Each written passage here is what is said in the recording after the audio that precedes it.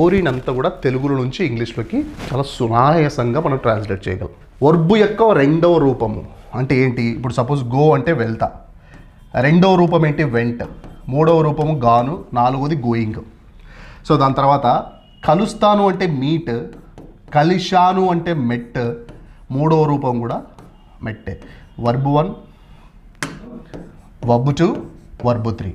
So ఇక్కడ మన ప్యాసేజ్లో ఏం వాడాలి? వర్బ్ 2నే వాడండి అని మనం డిసైడ్ అవుతున్నాం. సో ఇక్కడ చూడండి, నేను నిన్న బ్యాంక్ వెళ్ళాను. నిన్న అంటే ఎస్టర్డే, ముందే తీసుకుందాం. సో నిన్న అంటే ఎస్టర్డే, ఈ అడ్వర్బ్ ఆఫ్ టైము మీరు ఫ్రంట్ అయినా పెట్టుకోండి, లేదా తర్వాత అయినా మీకు కన్వీనియంట్. ఎస్టర్డే నేను నిన్న వెళ్ళాను. నేను అంటే ఐ, సబ్జెక్ట్ చూడండి ఐ. వెళ్ళాను అంటే గో చూడండి, వెళ్తా అంటే వెళ్ళాను చూడండి vent. Yesterday I went to, ఎక్కడికి వెళ్ళాను?